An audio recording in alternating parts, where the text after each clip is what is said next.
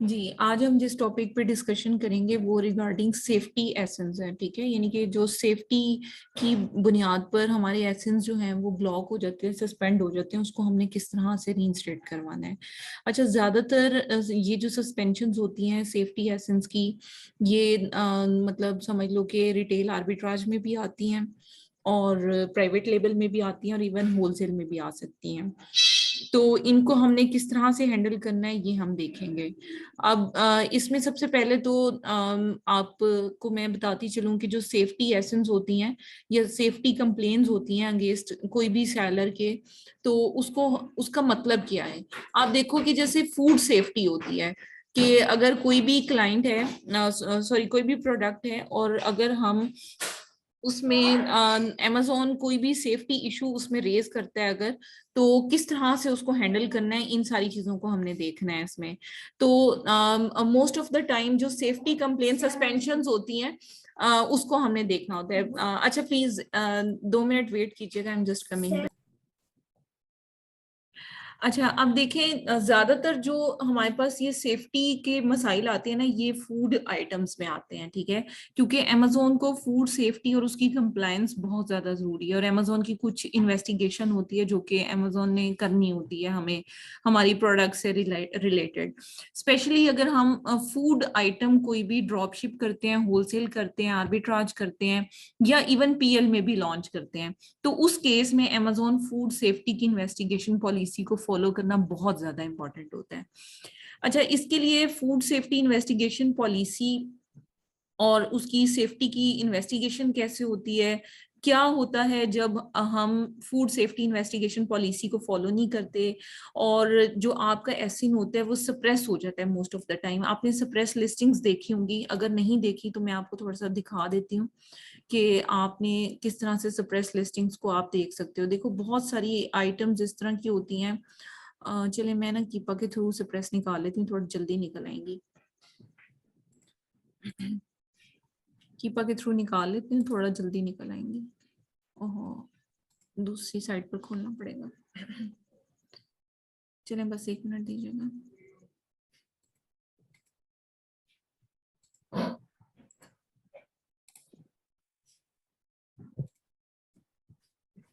अच्छा देखिए, हम प्रोडक्ट फाइंडर में जाते हैं। यहाँ पर मैं फिलहाल ना सिर्फ सप्रेस लिस्टिंग्स निकाल कर दिखाती हूँ आपको। बाय बॉक्स अनक्वालिफाइड, यस और नो। ठीक है, इस पे मैं फाइंड प्रोडक्ट पे क्लिक करती हूँ। अच्छा, फॉर एग्जांपल ये एक प्रोडक्ट है।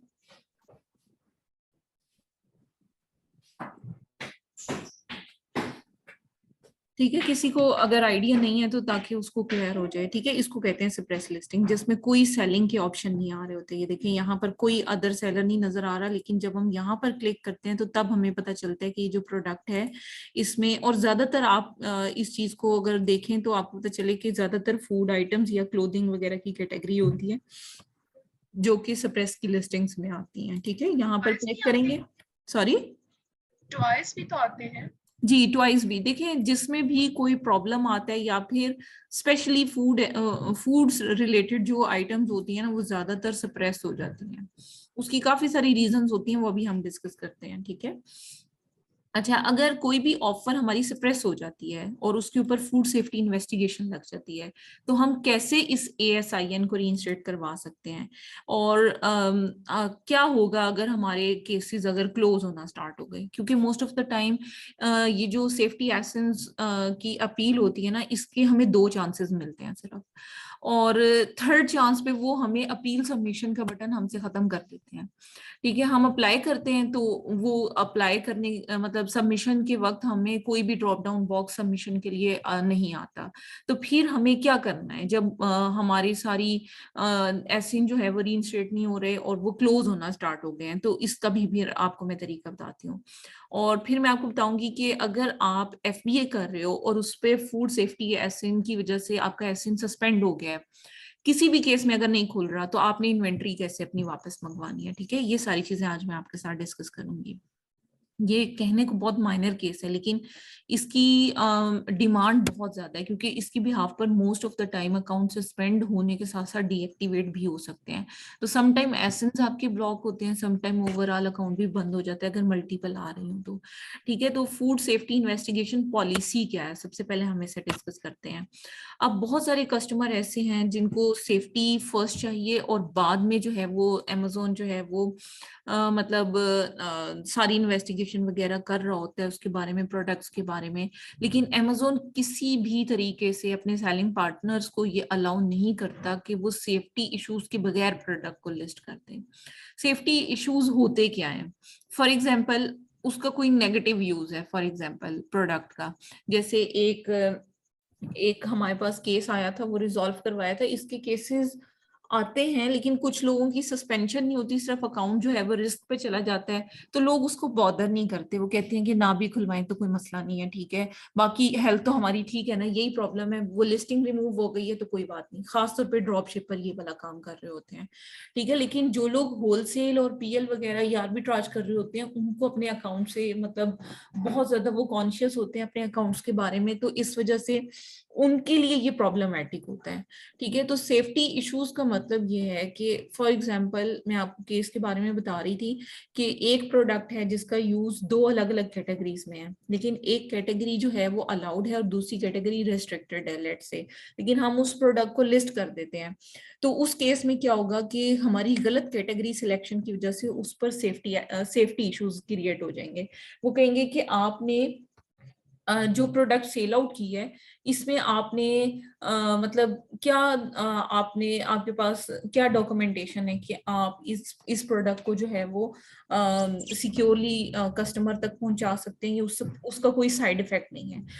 ज्यादातर कॉस्मेटिक्स की जो चीजें हैं उसमें भी ये प्रॉब्लम आती है कि जब हम कॉस्मेटिक्स की कोई भी प्रोडक्ट लॉन्च करते हैं उस टाइम पर, या ब्यूटी रिलेटेड कोई भी प्रोडक्ट लॉन्च करते हैं, इवन पर्सनल केयर की जो आइटम्स होती हैं उसमें भी ये प्रॉब्लम आती है कि जब हम लॉन्च करते हैं प्रोडक्ट्स तो उस टाइम पर अमेजोन बहुत सारे फिर डॉक्यूमेंटेशन रिक्वायर करता है कि आपने इसकी टेस्टिंग के फेज को क्लियर किया, फिर आपने instruction proper the. Most of the time ये भी होता है कि जो हम प्रोडक्ट लॉन्च करते हैं उसके ऊपर हम डिटेल्स में बहुत सारी इंस्ट्रक्शंस नहीं लिख पाते, या फिर टेस्टिंग फेज और ये वो नहीं लिख पाते, जिसकी वजह से अमेजोन जो है वो कर देता है, हमारे एसेंस को रेस्ट्रिक्ट कर देता है। ठीक है, तो सेलिंग पार्टनर्स जितने भी होते हैं उनकी वो रिस्पॉन्सिबल हैं फॉर इंश्योरिंग देयर प्रोडक्ट्स, कि उनकी प्रोडक्ट सेफ भी हैं और वो लॉज रेगुलेशन और स्टैंडर्ड्स के मुताबिक है। ठीक है, और वी एक्सपेक्ट एंड रिक्वायर कि अमेजोन पॉलिसी जो है वो उसके मुताबिक जितने भी सेलिंग पार्टनर्स हैं उनकी जितनी भी सप्लाई है, यानी कि जो भी वो बेच रहे हैं, चाहे वो फूड आइटम है या कुछ भी है, वो सब सेफ होनी चाहिए। ठीक है, ये ना हो कि एक्सपायर आइटम हो। अमेजोन बहुत स्ट्रिक्ट एक्शन लेता है अगर एक्सपायर आइटम किसी अकाउंट पर चली जाए। मैंने एक अकाउंट इस तरह का रीइंस्टेट करवाया था, उसमें क्या हुआ था कि एक पेट फूड थी मेरे ख्याल से, और ना उस में इसी तरह का प्रॉब्लम आया था कि मतलब उन्होंने एक एक्सपायर या नियर अबाउट टू एक्सपायर एक प्रोडक्ट ना सेंड कर दी थी कस्टमर को, और वो मेरे ख्याल से कर भी ड्रॉप शिपिंग रहे थे। तो उस टाइम पे उनका अकाउंट जो है वो डीएक्टिवेट हो गया था, क्योंकि कस्टमर ने कंप्लेन की थी कि अगर मैं ये वाली फूड अपने पेट को खिला देता और मैं उसकी एक्सपायरी डेट ना देखता तो मेरा पेट तो मर जाता या उसे कोई इशू हो जाता। तो मतलब ये कि फिर अमेजोन ने बहुत स्ट्रिक्ट एक्शन उसके खिलाफ लिया था।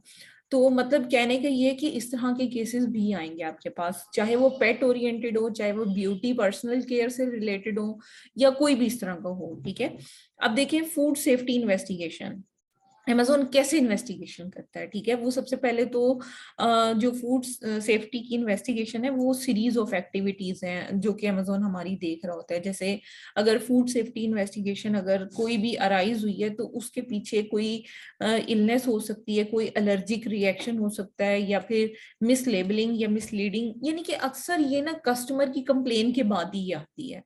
या प्रोडक्ट कोई टेम्परिंग करने की कोशिश की गई है, या पेस्ट उसमें कोई इन्फेस्टेशन है, या मतलब कोई पेस्ट, फॉर एग्जांपल आपने कोई फूड आइटम बेचा, उसके अंदर कोई पेस्ट आ गया, ठीक है, तो उसकी वजह से भी आपकी फूड सेफ्टी इन्वेस्टिगेशन हो सकती है।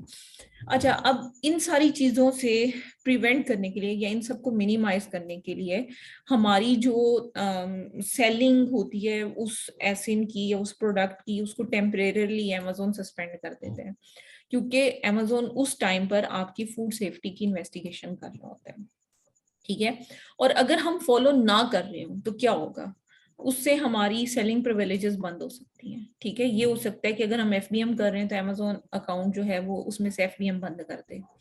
ये हो सकता है कि अगर हम एफबीए कर रहे हैं तो अमेजोन आपकी इन्वेंट्री होल्ड कर ले, वो वाली लिस्टिंग को सस्पेंड कर दे, ठीक है, ये हो सकता है। और अगर बहुत सवेयर कोई प्रॉब्लम है तो उसकी वजह से अमेजोन आपका अकाउंट भी डीएक्टिवेट कर सकता है, ठीक है। We are unable to confirm food safety through appeal document you have submitted. अगर आप नहीं सबमिट करवा सकते अपील या डॉक्यूमेंट्स जो अमेजोन को चाहिए, ज्यादातर इनवॉइसेस फिर मांगता है अमेजोन, ठीक है। और अगर आप रिक्वायर्ड डॉक्यूमेंट्स या फिर जो भी क्वेश्चन है अगर आप उसको फुलफिल नहीं कर पाते, देन इस केस में भी अमेजोन आपका अकाउंट जो है वो डीएक्टिवेट कर सकता है, ठीक है। फिर उसके बाद है what happens when my ASIN offer is suppressed due to food safety investigation. अब एसएन ब्लॉक हो गया, क्या करना चाहिए। अब उसमें क्या है कि अमेजोन आपको एक ईमेल नोटिफिकेशन सेंड करेगा जिसमें एक डिस्क्रिप्शन होगा पूरे इशू का, और रीजन भी बताई जाएगी कि आपका जो एसिन है वो क्यों सप्रेस किया गया है, क्यों। अब सप्रेस लिस्टिंग मैंने आपको दिखा दी है कि इस तरह से, हालांकि आप इस प्रोडक्ट को अगर देखो तो ये नंबर 1 सेलिंग प्रोडक्ट है आर्ट क्राफ्ट एंड सेविंग में, लेकिन अमेजोन ने इसकी लिस्टिंग को सप्रेस किया हुआ है, फिर वो डिटेल रीजन लिख कर भेजता है आपको।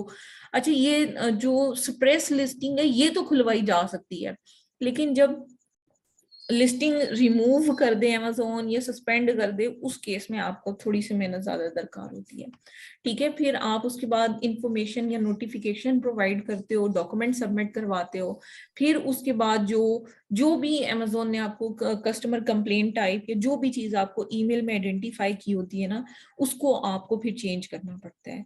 और अगर आप ईमेल को लोकेट करने के लिए मतलब आप नहीं लोकेट कर पा रहे तो आप अपनी प्राइमरी ईमेल एड्रेस को सेलर अकाउंट पर अपडेट करते हैं, ईमेल भी अपडेट हो सकती है। और फिर अमेजोन आपको मजीद जो है वो असिस्टेंस के लिए आपको प्रोवाइड करेगा, और आपको वो 7 डेज का टाइम देगा कि विद इन 7 डेज आप जो है वो सबमिट करवा दो अपना रिस्पॉन्स। और अगर ज्यादा टाइम रिक्वायर होगा तो ऑब्वियसली आपको केस लॉग ओपन करना पड़ेगा। केस लॉग ओपन करना मैं आपको बता देती हूँ कैसे करते हैं। अच्छा, अब क्या होगा अगर हमारी जो ऑफर है वो सप्रेस हो गई है ड्यू टू रिकॉल और फूड सेफ्टी इन्वेस्टिगेशन। अच्छा, जो रिकॉल है ना उसका भी मैं आपको बता देती हूँ। रिकॉल का मतलब भी सेफ्टी और मतलब इसी तरह से प्रॉब्लम होता है, ठीक है। ये देखें, रिकॉल ऑन अमेज़न में लिखती हूँ, आपको मैं थोड़ा सा डिटेल में इसके बारे में बता देती हूँ। प्रोडक्ट सेफ्टी और रिकॉल्स ये होती हैं। रिकॉल्स जो है ना बेसिकली मैन्युफैक्चरर्स की तरफ से आती हैं, यानी कि अगर कोई भी प्रोडक्ट सेफ्टी टीम इन्वेस्टिगेट करती है ना और उसके खिलाफ कंप्लेन आती है, कुछ भी होता है, कोई रिस्क ऑफ इंजरी होता है या कुछ भी होता है, तो उसमें जो पब्लिक रिकॉल होती है ना वो सारी की सारी वेबसाइट्स पर आ जाती हैं। फॉर एग्जांपल एक मैन्युफैक्चरर है, वो गलत प्रोडक्ट मैन्युफैक्चर कर रहा है और वो पूरे मैन्युफैक्चरर की तरफ से बैकएंड पे कोई फ्लॉ आया है तो उसे रिकॉल कहेंगे।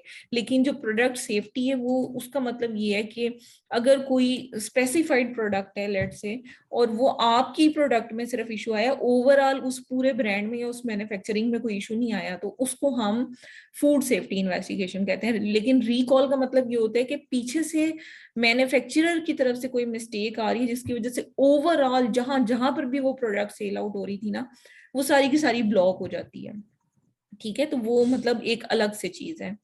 अच्छा, ज्यादातर जो आपके सेलर सेंट्रल पे आता है वो फिक्स स्ट्रैंडेड इन्वेंट्री, यानी कि जो इन्वेंट्री आपकी एफबीए में फंसी हुई होती है वो आपको फिक्स स्ट्रैंडेड इन्वेंट्री में नजर आ रही होती है, ठीक है।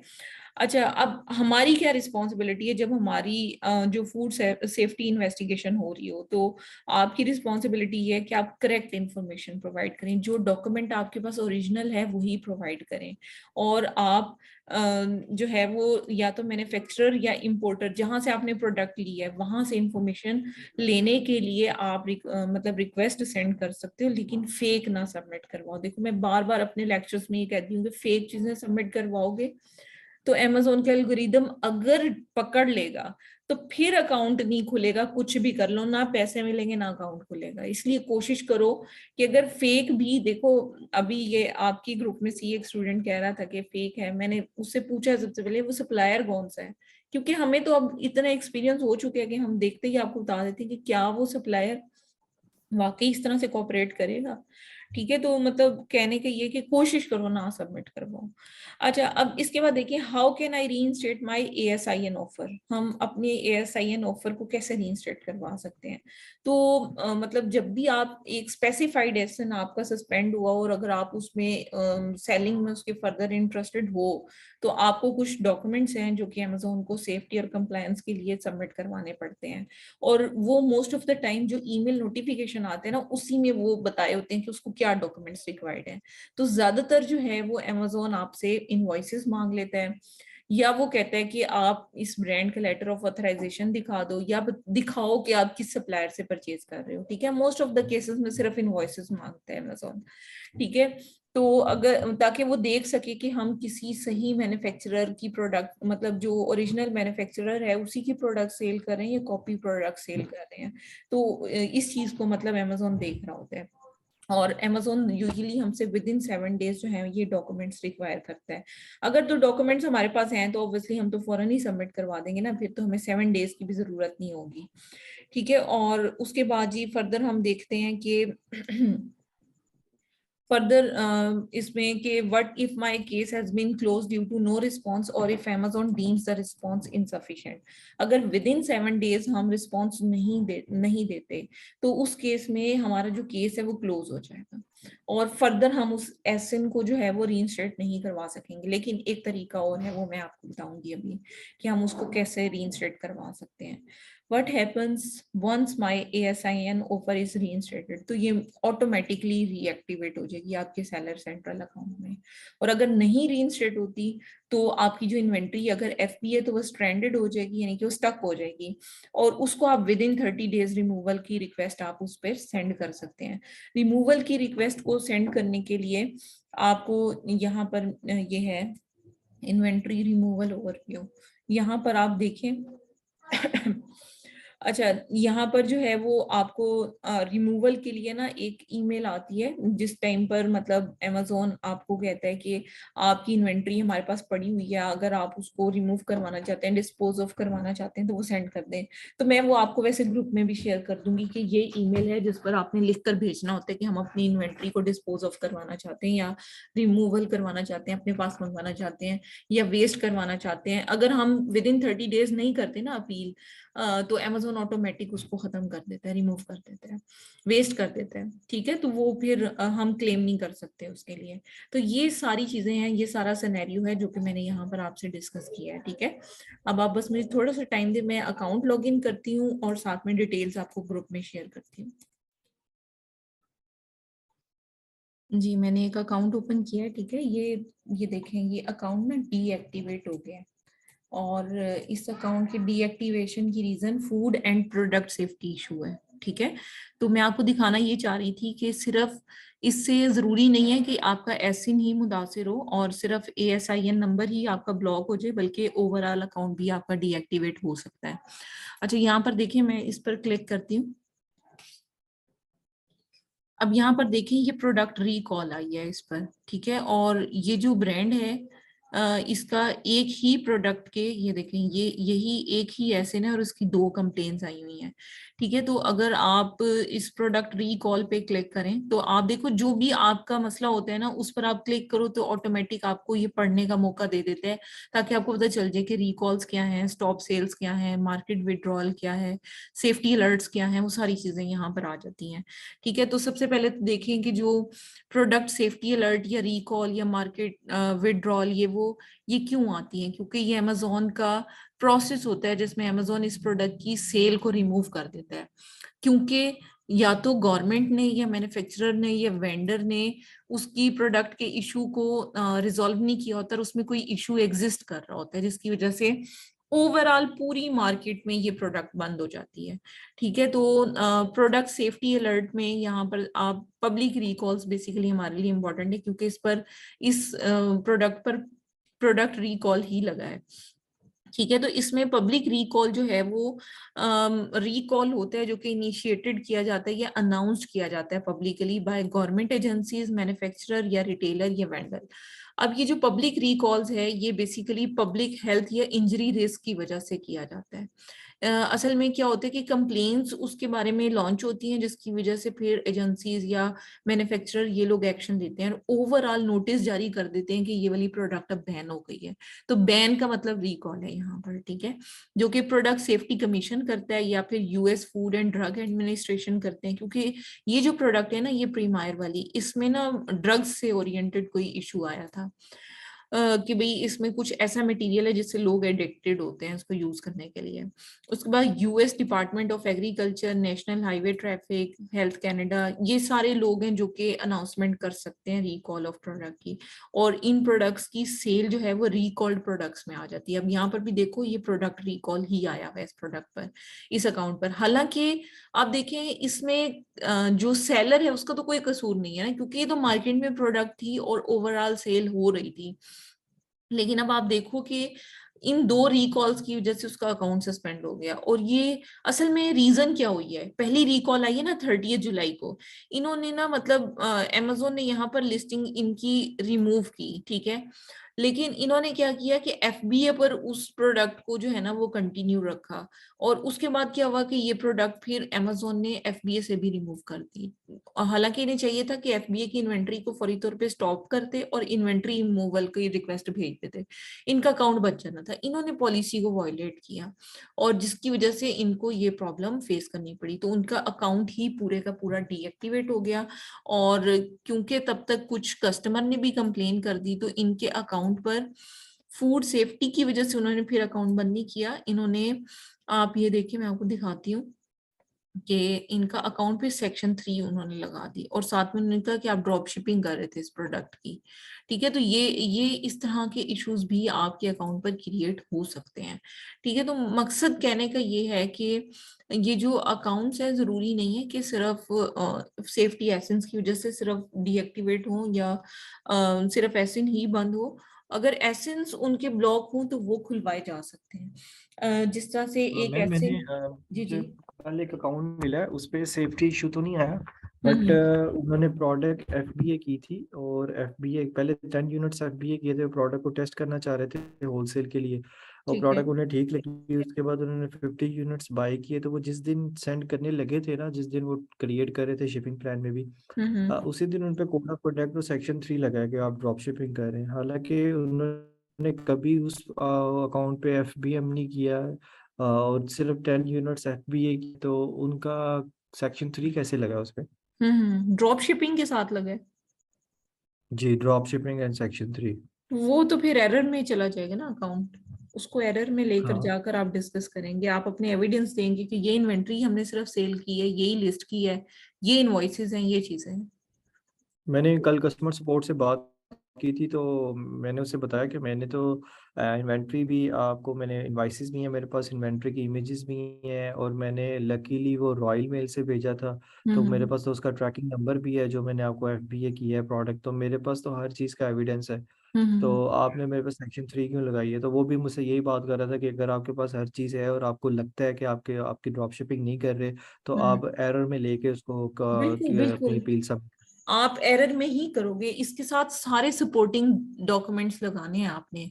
आपने जिस दिन अकाउंट क्रिएट किया फिर आपने लिस्टिंग की, आप पूरा प्रोसीजर लिखोगे, ये लिस्टिंग की है आपने प्रोडक्ट की, उसके बाद जी ये इनवॉइसेस थी, इसके थ्रू हमने भेजी, ये ट्रैकिंग नंबर है, ये पार्सल नंबर है, आप उसके इमेजेस ट्रैकिंग के भी लगा दो कि अमेजोन के वेयर हाउस में इसके थ्रू शिप हुई है प्रोडक्ट।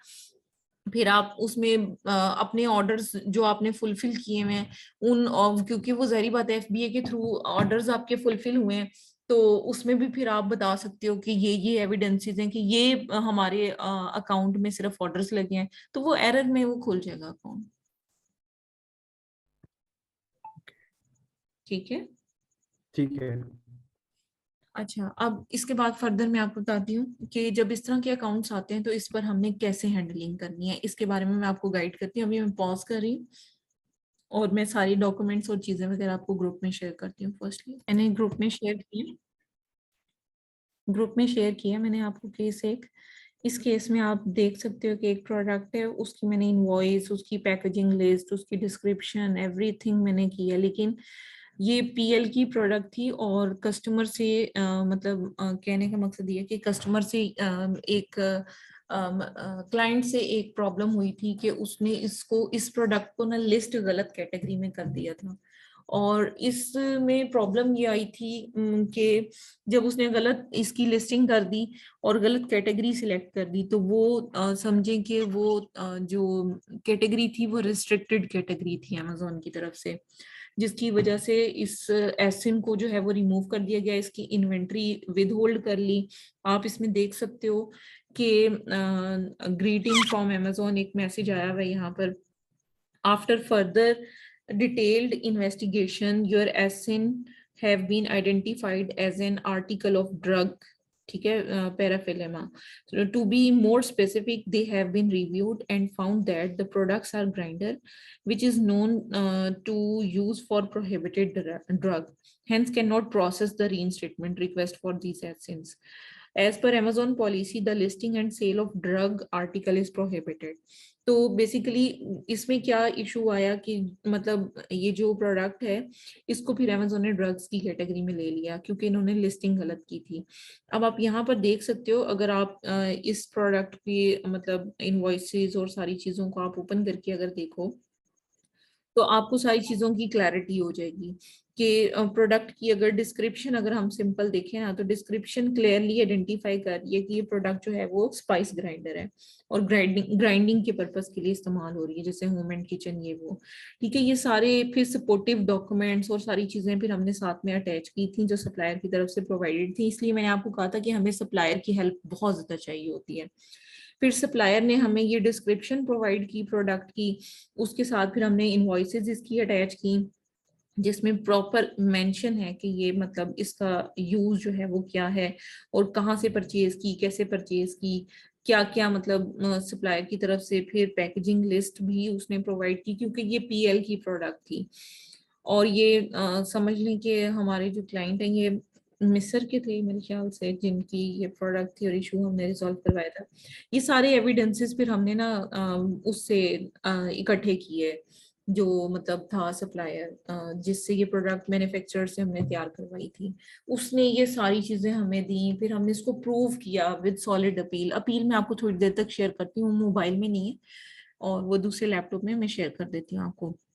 तो अपील में बेसिकली हमने अपनी प्रोडक्ट के यूजेज का और दूसरे लोगों को जो लोग इसको सेल कर रहे हैं उसका, और हमने सारी चीजों का किया रूट कॉज। हम बेसिकली आइडेंटिफाई हमने ये किया था कि जो हमारा एसिन है इसको लिस्ट करते हुए हमसे क्योंकि ये उस क्लाइंट की ना फर्स्ट प्रोडक्ट थी जो उसने लिस्ट की थी, तो हमने यही बताया कि क्योंकि हमें तजर्बा नहीं था, हमें पता नहीं था कि हमें किस कैटेगरी में इस प्रोडक्ट को लिस्ट करनी चाहिए, तो हमने स्मोकर्स या स्मोकिंग कुछ ऐसे करके था कैटेगरी, उसके अंदर इसको जो है वो लिस्ट कर दिया बाय मिस्टेक। हालांकि ये होम अप्लायंसेस और इस सारे उसमें होनी चाहिए थी लिस्ट।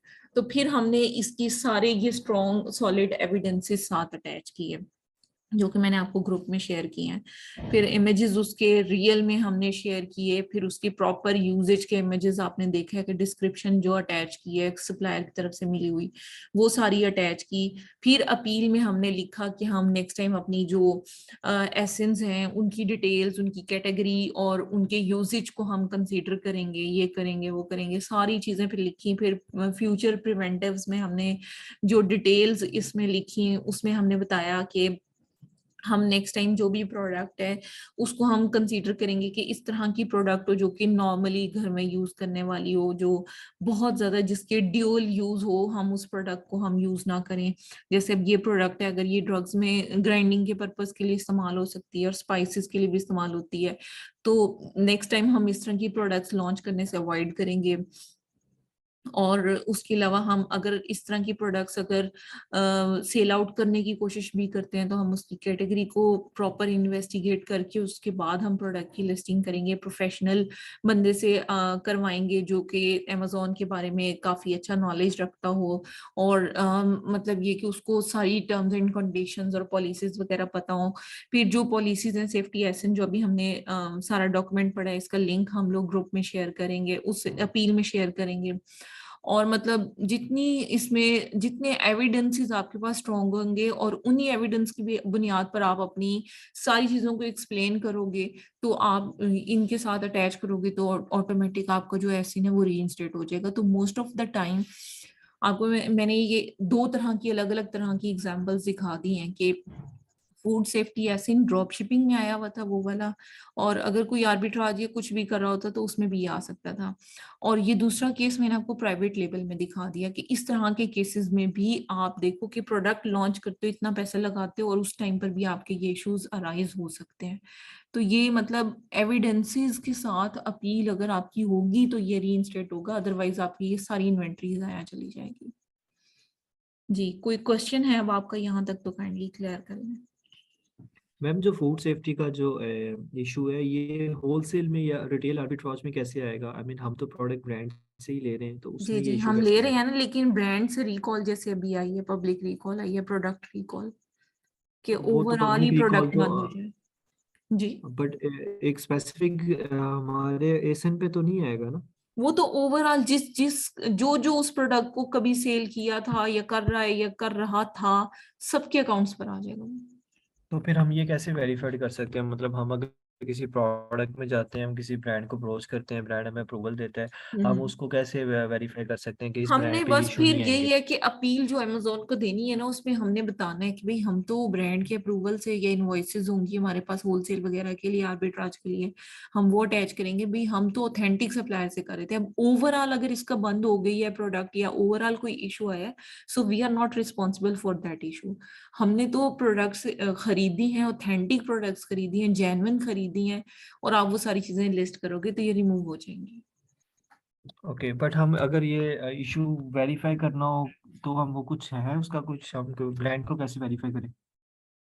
ब्रांड का नेम तो गिवन है ना, तो आप यूएसपीटीओ पर जाकर देखो इनका ट्रेडमार्क रजिस्टर्ड है, फूड सेफ्टी के साथ ये रजिस्टर्ड है या नहीं है। वो मैंने अभी आपको बताए हैं ना, जो जो नेम उनकी जी जी, वेबसाइट्स है गिवन है। है, उन वेबसाइट्स पर जाकर फूड सेफ्टी कंप्लायंस की ये नाम से है एक, मैं आपको शेयर कर दूंगी ये वाला जो आर्टिकल का लिंक है ना वो आपको शेयर कर दूंगी। वैसे जो डॉक्यूमेंट मैंने सेलिंग वाला किया हुआ उसमें भी ये गिवन है पॉइंट्स ना सारे, तो वहां से भी आप देख सकते हैं।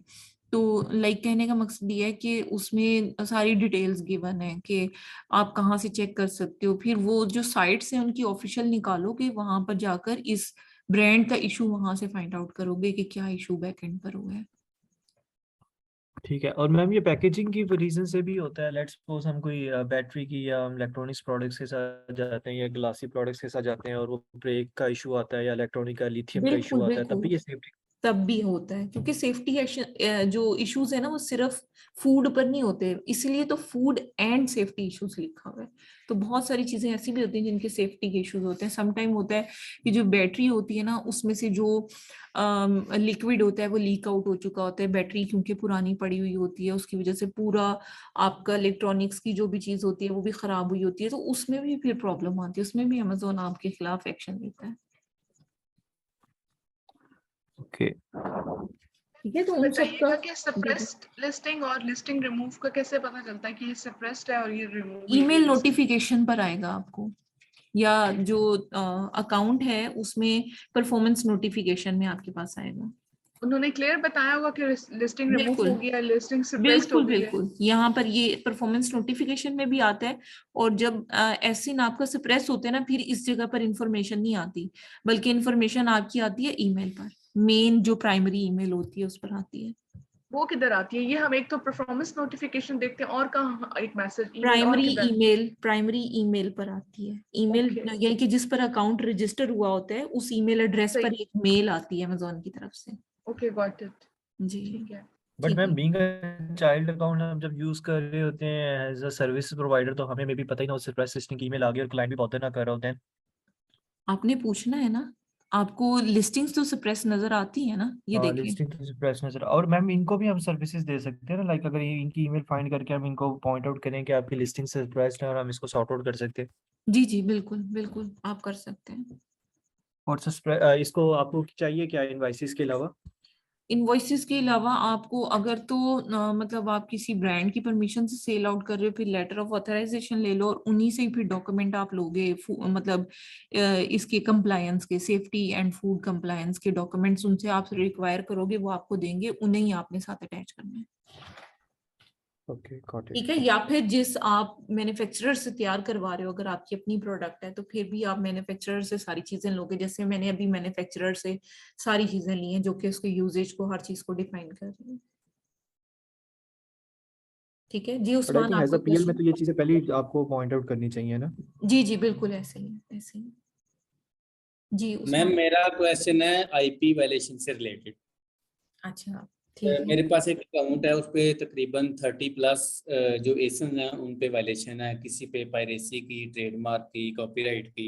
हम्म। तो उसमें यह कि लिस्टिंग जो है वो रिमूव कर दी है हमने। ठीक है। तो अब हमारे पास कोई कंटेंट नहीं है, हमें पता नहीं है कि हमने कौन से एसिन पे कौन सा मटेरियल यूज किया था, मीन्स के कौन सा ब्रांड नेम यूज किया था। ठीक है, तो लिस्टिंग्स मैं क्या है, कर इशू क्या है कि खुद से लिस्टिंग्स क्रिएट की हुई है? जी खुद से की हुई थी, हम ड्राइंग्स और पेंटिंग्स बना रहे थे, ठीक है। तो उसी की लिस्टिंग थी। उसमें हम्म हमने नेम यूज किए, जैसे कि टॉम क्रूज, इस हम्म। तरह के नाम, कैरेक्टर्स के नाम यूज किए हमने। अच्छा ठीक है। तो वो हमने सारे अब डिलीट कर दिए हैं, डीएक्टिवेट होने के बाद अकाउंट ठीक है। डिलीट कर दिए हैं। तो अब हमें पता नहीं है कि हमने कौन से एसी में कौन सी चीज यूज की है। डेफिनेटली रूट कार्ड में हम उसे मेंशन करेंगे तो फिर ही वो उसके हम करेक्टिव और प्रिवेंटिव देंगे ना, तो फिर ही वो आपने कोई डिटेल नहीं बनाई हुई थी, कोई रिकॉर्ड नहीं बनाया हुआ था कि क्या चीज आपने क्या की है? नहीं मैम, क्लाइंट ने कुछ भी नहीं था बनाया हुआ। अच्छा। एक्चुअली उसने मेरे कहने पे डिलीट की, मैंने उससे कहा कि ये डिलीट करनी पड़ेगी, तो हम्म। उसने डिलीट कर दी, उसके पास कोई डाटा नहीं था। तो ओहो। अब हमारे पास कोई ऐसी चीज नहीं है जिससे हम उसको सेपरेटली हम मेंशन कर सकेंगे इस सेशन पे ये और इस पे ये था। नहीं, उसको चाहिए था कि पहले वो इन्वेंट्री की शीट डाउनलोड करता और उसके बाद डिलीट करता। जी मैम, मुझे भी यही था कि उसका एक ये था, तो डेफिनेटली उसने रखा होगा कुछ ना कुछ अपने पास रिकॉर्ड। तो मैंने हम्म जब उससे बाद में पूछा कि ये कुछ चीजें मिसिंग है, मुझे वो मटेरियल दो, तो वो हम्म। कहता है वो तो मैंने सब कुछ डिलीट कर दिया। तो मीन्स कि अब नहीं है इस अब आप एक सिचुएशन। काम करो ना, जो जी ऑर्डर्स आए हुए हैं ना और जी फुलफिल किए हुए हैं वहां से देख लो। जी, ठीक हो गया। ठीक है। ठीक। चलें जी, ठीक है जी, थैंक यू सो मच। अल्लाह हाफिज। मैम जी जी। कल किस चीज पे लेक्चर है? मैं देखकर बताऊंगी, वैसे मैंने वो शीट शेयर की है, हम सीक्वेंस ही चल रहे हैं। ठीक है मैम, चलें। आजकल नई वायलेशन आ रही है कि अकाउंट जो है वो रिव्यू इनएक्टिविटी में। की वजह से बंद हो जाता है। हाँ रिव्यू में चला जाता है। नहीं, डीएक्टिवेट हो जाता है। एक मेरे पास अकाउंट आया कि वो 23 अगस्त को हुआ, डीएक्टिवेट हुआ, 24 को एक्टिवेट हो गया, तो 24 के 2 घंटे बाद फिर डीएक्टिवेट हो गया। असल में लोग वेकेशन पे नहीं ना लगाते, लोग बस वैसे ही छोड़ देते हैं, वो फिर इनएक्टिविटी की वजह से डीएक्टिवेट हो जाता है। ये तो ये वाले आजकल केसेस ज्यादा हैं या सेल्स वेलोसिटी वाले ज्यादा हैं, तो उसमें हाँ करेंगे डिस्कस, सेल वेलोसिटी तो मैंने एडिशन किया हुआ है ना उसके अंदर। ये ठीक है मैम, ठीक है ये ठीक। जी। ठीक है जी, थैंक यू। अल्लाह Thank you, हाफिज।